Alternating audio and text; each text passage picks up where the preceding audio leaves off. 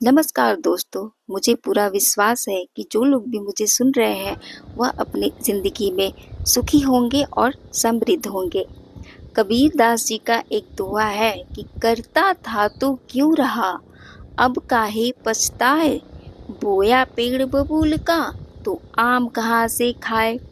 इस दोहे के माध्यम से कबीर दास जी यह बताना चाहते हैं कि काम तो हम कोई भी कर लेते हैं बिना उसके परिणाम को जाने कि इसका परिणाम होगा क्या, और हम अच्छे की उम्मीद रखते हैं कि हमें अच्छा ही परिणाम मिले। तो इस दोहे के माध्यम से आज हम जानेंगे अपने मन के बारे में कि हमारा मन भी तो एक बीज ही है।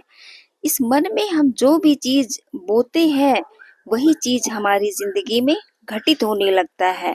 चाहे वह विचार अच्छे हों तो अच्छी चीज घटित होगी, और वो बुरे हों तो बुरी चीज ही घटित होगी।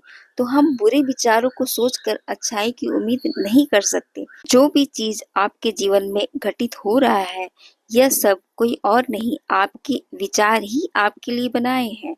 विचार ही मन को दिशा देता है, और मन ही जो है जीवन को। अपने विचारों पर हमें सबसे पहले नजर रखनी चाहिए, क्योंकि विचार ही है जो आपके शब्द बनते हैं। शब्द ही वाक्य को बनाते हैं, और यह वाक्य जब पूरा होता है तो यह हमारे दिनचर्या में कार्य के रूप में नजर आने लगते हैं।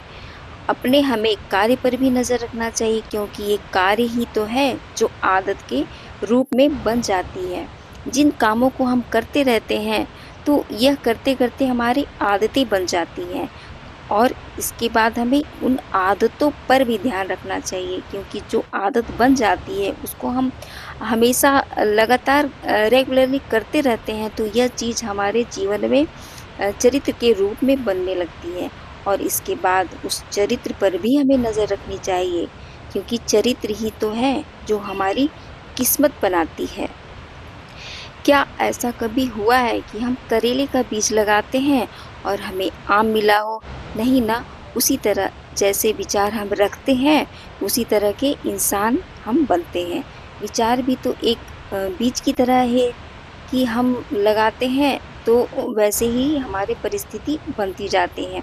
और ये शब्द है, शब्द ही वो बीज है, क्योंकि हर चीज़ की शुरुआत शब्द से ही शुरू होती है। अगर हमारे शब्द अच्छे हैं, पॉजिटिव हैं, तो हमारे जीवन में अच्छाई लेकर आएंगे, और हमारे शब्द हैं जो नेगेटिव हैं, तो यह गलत रास्ते पे ले जाएंगे, क्योंकि शब्द ही आगे मिलकर वाक्य बनते हैं, और वाक्य से हमारे विचार और चरित्र बनने लगते हैं। तो कुल मिलाकर ये शब्द एक बीज की तरह है। मन में निहित विचार ने ही तो हमें बनाया है।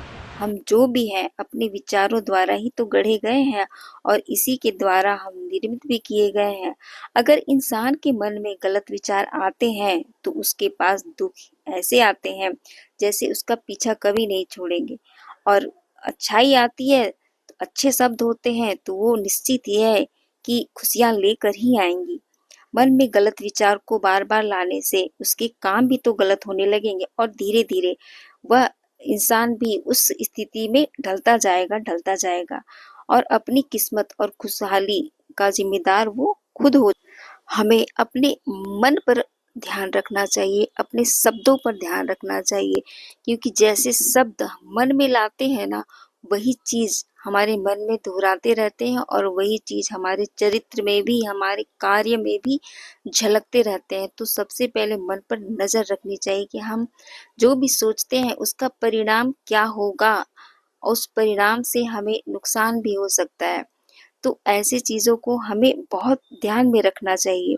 जिस तरह अगर हीरा चाहिए, तो हीरा के लिए बहुत गहराई तक खोदने की ज़रूरत होती है, तभी उस हीरे की चमक को हम देख सकते हैं और उसे पा सकते हैं।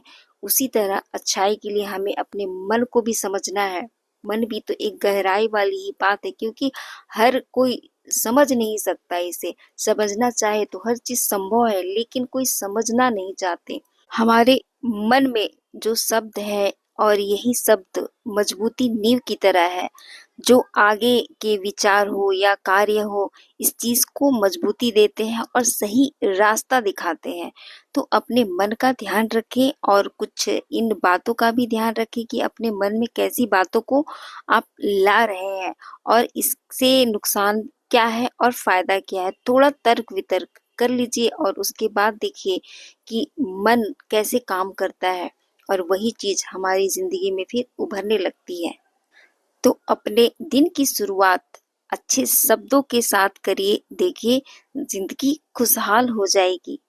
मेरी बातें अगर अच्छी लगी हों तो आप सब्सक्राइब कर लीजिए। यहाँ तक वीडियो पर बने रहने के लिए बहुत-बहुत धन्यवाद।